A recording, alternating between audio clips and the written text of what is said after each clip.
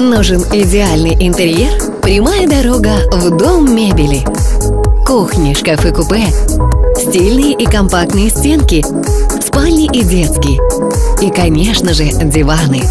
Угловые, раскладные, трансформеры и мини с обивкой из ткани и кожи. Продуманные решения даже для небольших помещений. Мы официальный представитель фабрики «Столплит» и дарим скидку за наличный расчет. Улица Арбузова, 84. Дом мебели.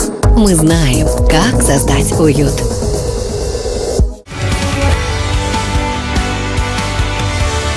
Только до конца марта автомобили 2014 года по ценам 2013. Подробности у специалистов Honda-центра Красноярск.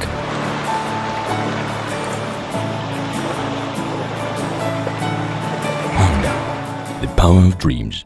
В магазинах Позитроника весенние цены на всю электронику. Только с 15 марта по 13 апреля вас ждут смартфон Sony Xperia Z1 Compact за 20 990 рублей, а комплект спутникового телевидения за 5 990 рублей. Подробности акций в магазинах сети Позитроника и на сайте positronica.ru.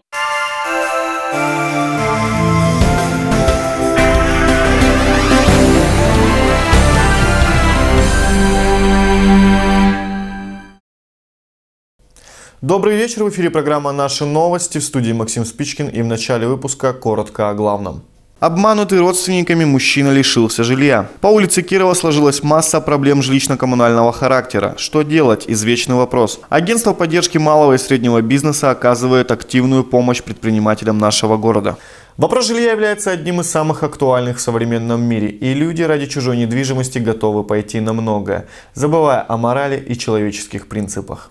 Быть обманутым, столкнувшись с мошенниками, может стать абсолютно любой человек. Так и в нашу телекомпанию обратился человек, которого, по его словам, наглым образом обманули, лишив его жилья. В Красноярске Игорь продал квартиру, помогли ему это сделать родственники. По приезду в Назарово, когда Игорь находился в больнице с проблемами слуха, где окончательно оглох, родственники же и согласились помочь в покупке квартиры. Занималась квартирой тетка. Вот. В этот момент я лежал в больнице. И документы мне не показывались. Вот.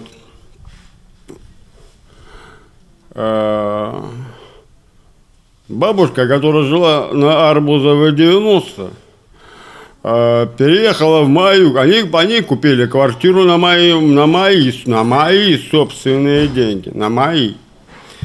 Переехала жить ко мне возле рынка по... Вот это там сколько, 40 лет в ВКСН, там это. И мы там прожили в течение года. Потом моя сестра попросилась год пожить, так как она с ним, квартира обходится дорого ей, она не может снимать квартиру, попросилась пожить год в моей квартире. А нас переселили с бабушкой в Горняк, по Донских 27. В итоге собственником квартиры является дочь его родственницы, а Игорь лишь оказался прописан в квартире. Я обращался к начальнику милиции, он дал указание проверить. И смотрите, какая система. Смотрите, какая система. Она... Расстояние между... В суде был обман в суде был, что они купили квартиру на материнский капитал, у них не было в то время таких денег, и получение денег и покупки квартиры всего каких-то около, в течение месяца они купили эту квартиру. Это обманный путь. Это называется воровство. В прямом смысле воровство. Игорь подал на свою родственницу в суд, нанял адвоката, материально помог ему в этом его начальник, где он в данный момент работает. Суд он проиграл в связи с тем, что все документы соответствовали, ни к чему придраться не составляло возможности, никаких прав на квартиру он не имеет, и его обязали выписаться из квартиры. К тому же женщина, его родственница, является еще и работником суда. В суде был обман. Я вообще не знаю. даешь руками, забираешь ногами. Это не смешно, это не смешно. Обращаться уже на телевидение за своей собственной квартирой. Это наглость.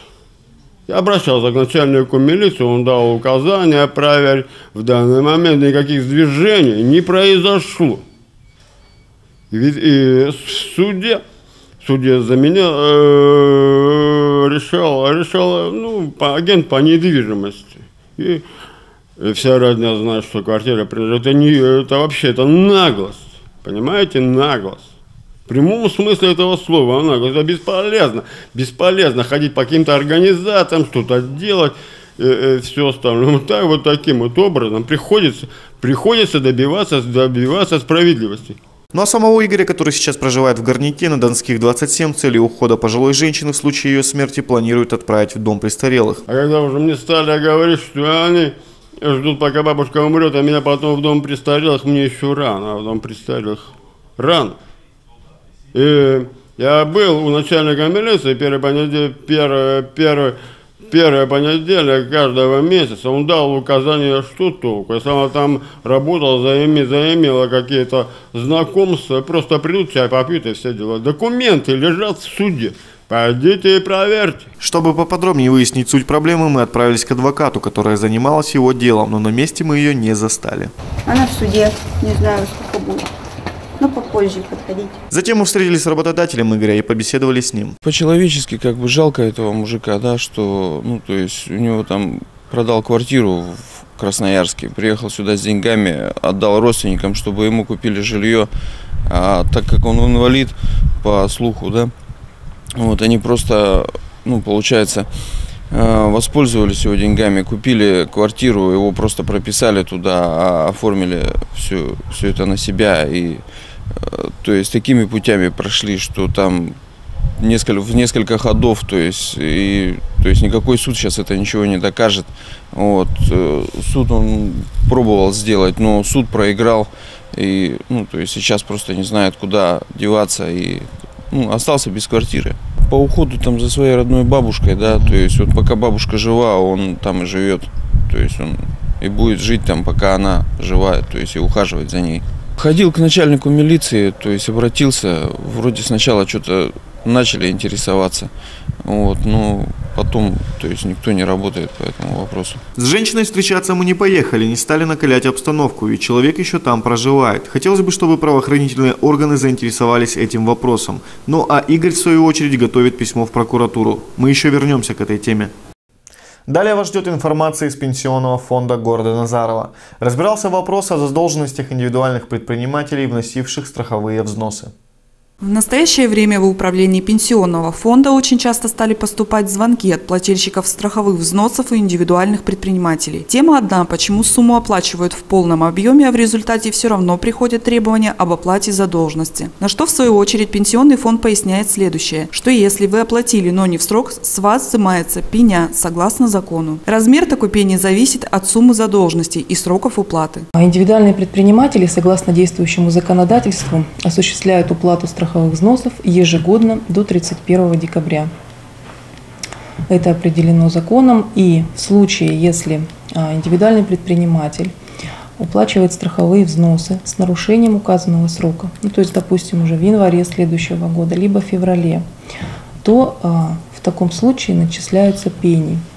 С января 2014 года появились изменения в порядке исчисления уплаты страховых взносов. Если доход индивидуального предпринимателя за год менее 300 тысяч рублей, то считают, исходя из одного минимального размера оплаты труда. В случае, если доход индивидуального предпринимателя за 2014 год превысит 300 тысяч рублей, то сумма, которая превысила этот доход, уплачивается 1%.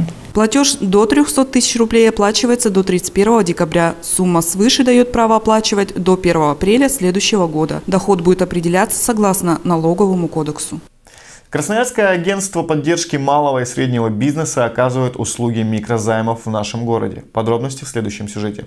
Открытое акционерное общество Красноярское региональное агентство поддержки малого и среднего бизнеса оказывает ряд услуг для предпринимателей города Назарова и Красноярского края. Это займы в сумме до 1 миллиона рублей сроком до 12 месяцев от 5,5% годовых. Поручительство при получении кредитов в банках-партнеров. Консалтинговые услуги – это создан Центр поддержки экспорта, бесплатная помощь в ведении внешнеэкономической деятельности. Оказывает бесплатное содействие в поиске партнеров на межрегиональном и зарубежном рынках, бесплатные курсы финансовой грамотности «Начни и совершенствуй свой бизнес». На данный момент самой популярной услугой в агентстве является предоставление нескольких видов продуктов микрофинансирования. Это микрозайм стартовый до 300 тысяч рублей, 6,5% годовых. Микрозайм начинающим предпринимателям до 500 тысяч рублей, 5,5% годовых. Микрозайм социальный от 6%. Микрозайм постоянным клиентам от 7%. Микрозайм целевой от 8%. Основные направления оказываемых субъектам мало-среднего предпринимательства финансовой поддержки – это приобретение, ремонт, модернизация основных фондов, внедрение новых технологий, расширение деятельности новых направлений или развитие существующего бизнеса, реализация бизнес-планов, пополнение оборотных средств. Обязательное условие всех займов, которые предоставляет Красноярское региональное агентство поддержки малого и среднего бизнеса, это залоговое обеспечение, также поручительство идет третьих лиц и обязательное условие для того, что целевое назначение получения денежных средств.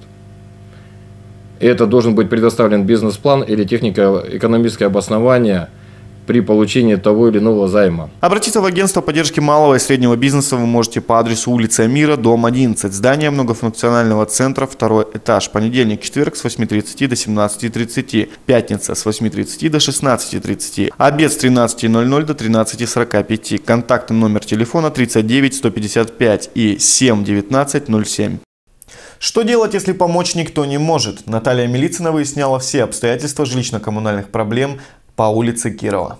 Семен Густавович уже третью неделю изо дня в день вызывает электромонтеров, оставляет заявку, ему обещают, что приедут, но долгожданные специалисты так и не появляются. Вызывал электриков, бесполезно с ними разговаривать, я не знаю, кому обращаться, чего.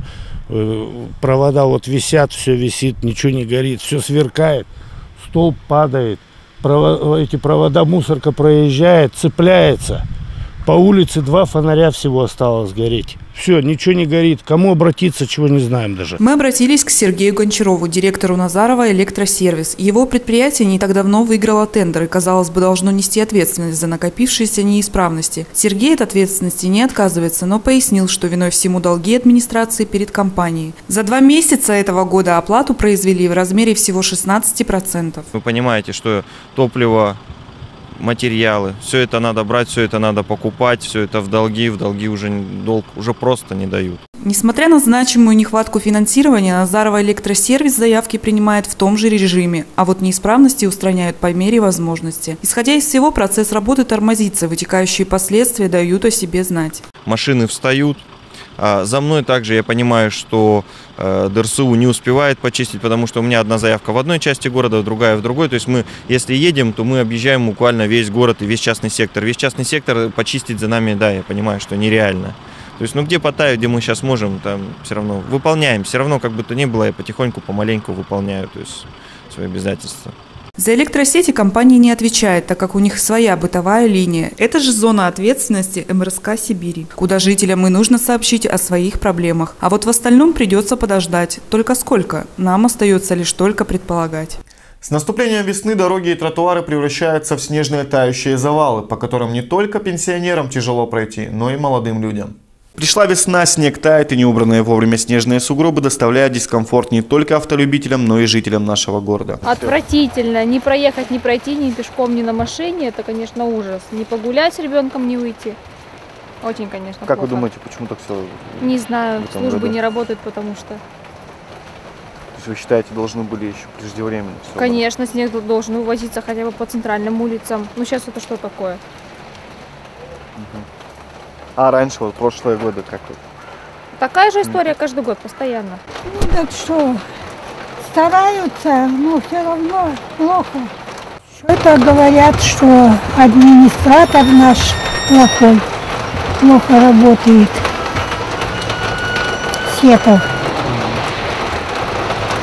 То есть вы думаете, что это вина администрации нашего города, то что у нас... Ну так ясно, это надо же следить, надо же подсказывать. Мнения наших горожан разделились, и не все были так категоричны в своих высказываниях. Сейчас такое время, но чего обижаться? Не надо сильно обижаться. Сейчас везде подтаивает. Зимой следили, все порядок было. Я думаю, это не надо, это все временно пройдет это. Вот. Нам, людям, никак не угодишь. А куда денешься? Весна пришла. То есть у вас претензий вообще никаких нет? Ну почему? Претензии есть, но кто это будет заниматься? Ну, не сами же люди. Вы говорите, почему нет? Нам важно мнение каждого. Это... Как вы думаете, почему вот так все произошло? Ну, у нас всегда зима приходит неожиданно, весна приходит неожиданно. Поэтому мы в дерьме и живем, можно так сказать, всегда. Не, ну вот можно же было все это... Предвидеть эту ситуацию, очистить заранее. Не, ну вы видите, везде же очень много снега, и как бы уже ясно было понятно, что все уже подтаивает, начинает, можно было же заняться этим. У нас заранее никогда ничего не делается. У нас все это только аврал или как стихийное бедствие. Скоро весь снег растает, и потопов не избежать. Люди мирятся с этой проблемой, ведь такая ситуация происходит из года в год. Как вы оцениваете работу коммунальных служб по уборке территории нашего города от снега? Ой, неважно. По-моему. Ну а что, вот там вот не пройти. Отвратительно. Вообще отвратительно. Никак. Фактически никак не убирается. У нас в Бару тем более. Не пройти ни во дворах, ни на площади, нигде. Наверное, болотники скоро будем одевать. Плохо, не нравится. Плохо работают они вообще-то. Весь город во дворы не зайти. Посмотри, вот здесь немножко вот соскоблили и все, а дворы-то плавают, машины не могут пройти. Ребятишки в школу плохо проходят, так что плохо работают. Это была программа «Наши новости». На сегодня это вся информация. Напоминаю вам, что наши выпуски вы всегда можете посмотреть на сайте tnt-nazarova.ru. Ну а с вами был Максим Спичкин. Всего вам доброго.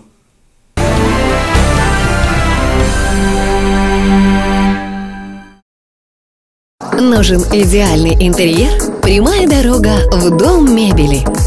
Кухни, шкафы-купе, стильные и компактные стенки, спальни и детские. И, конечно же, диваны.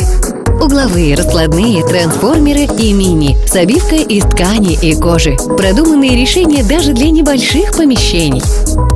Мы официальный представитель фабрики «Столплит» и дарим скидку за наличный расчет. Улица Арбузова, 84. Дом мебели. Мы знаем, как создать уют.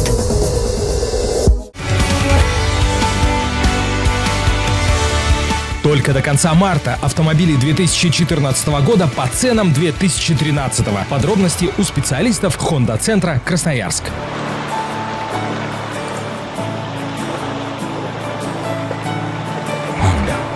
The power of dreams.